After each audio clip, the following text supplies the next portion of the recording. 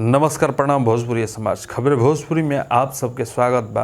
हम महेश तिवारी। रउआ सभे इतना कमाल कईनी कि पावर स्टार पवन सिंह जी के गाना आज जौन गेरुआ रंग ओढ़निया रिलीज भई रहे उ ट्रेंडिंग में 5वां 6वां नंबर पे ट्रेंड कर रहल बा। मजा के बात तो ई बा कि आज एगो और स्टार अपन गाना रिलीज के लिए रहन, लेकिन वो गाना के कामयाबी ना मिलल। उ गाना टाई फिश हो गई। अभी तक मिलियन भी प्राप्त नहीं कैले। ट्रेंडिंग के तब बात हटा देवल जाओ। अब खिसियाई बिल्ली खंभा नोचे उहे हाल बा। अब हई घोचू प्रसाद जौन बाड़े वीडियो बना रहल बाड़े कि जो ऑडियंस है उनको समझ नहीं आ रहा है। पवन सिंह जी का 2 गाना आया है, लेकिन एक स्टार हैं जिनका 25 वीडियो आ चुका है, 25 गाना आ चुका है। उनका ऑडियंस 25 जगह जा रहा है, इसलिए एक गाना पर व्यू नहीं आ रहा है। अगर काउंटिंग कर दिया जाए तो उनका ज़्यादा होगा, पावर स्टार पवन सिंह जी का वहाँ कुछ नहीं है। तो देख बाबू, हमारा ढेर अंग्रेजी ना आवेला, हम भोजपुरी में खाटी बतियला। अब भोजपुरी के बात भोजपुरी में ही अच्छा लागेला हमारा, जहाँ तक मैंने समझ बा।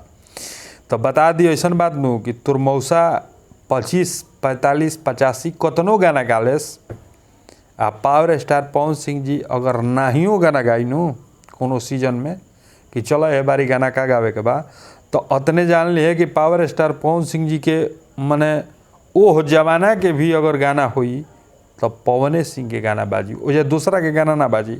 काहे कि हम हर वीडियो में कहिला, हर बारी कहिला कि जेकरा के लोग इंतजार करत होइनू कि उनकर गाना आई, तो उ लोग इंतजार करेले पावर स्टार पवन सिंह जी के कि ए बारी पवन सिंह जी का गई हैं, तनी हमनी के कुछ सीखे के मिली, कुछ सुने के मिली।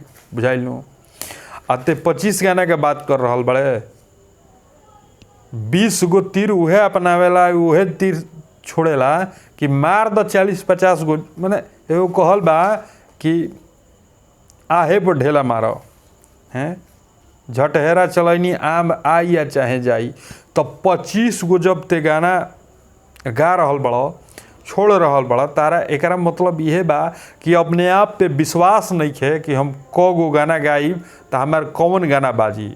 बस डाल दे बा कौनो तो गाना बाज जाई, लेकिन एजा वो बात नहीं है।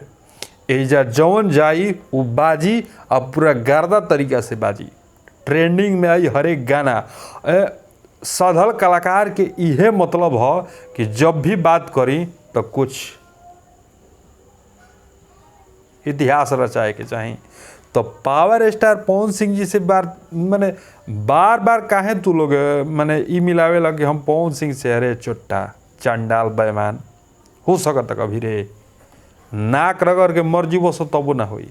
पवन सिंह जी से तो हनी के लेवल मिलिए नहीं खे सकत।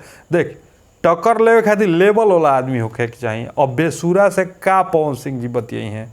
पवन सिंह जी माने का हम कहनी कि तोहनी के लेवल समझ के वो आदमी से टक्कर लेवे के चाहिए। पावर स्टार पवन सिंह जी अगर नाहियो गाना गई हैं 2 बरिस 4 बरिस, तब उनके गाना बाजी। तोहनी के चाहला से भी ना वो चीज़ हो सकता। ई तू बात काहे भुला गिले घोचुआ कि होली के 12 दिन बाद तकले होली के गाना ट्रेंडिंग में रहल बा। ये पावर स्टार के पावर है, ये भोजपुरिया समाज के पावर है। ये पावर जौन समाज देवे ले न, तो जाके ट्रेंडिंग में जाके गाना रुकेला, एने ओने रुकबे न करेला। तो घोचू डिप्रेशन में बड़ा, हम जाना तनी तार पूरा टीम आज डिप्रेशन में बा। काहे कि तू लोग के माने एगो ले रह ब्रह्मास्त्र, तू लोग मेन यह रहल है कि हमार गाना जौन पिछलका साल बाजा रहे एहू साल बाज जाई, ना हो सकता। पावर स्टार पवन सिंह नानू हवो कि पहिलका बारी बाजा रहे फलाना वो धरैली हो, ते असो बारी बाज गई फलाना वो फरार भली। पवन सिंह जी अगर 75 बार गई है नो कि फलाना वो, तो 75 बार बाजी। ये कहा नहीं तू बात समझत, तारा बस के बात नहीं है घोचू। आ घोचू ते घोचुए रह जिए भर जिंदगी, चोट्टा कहीं क्या बक।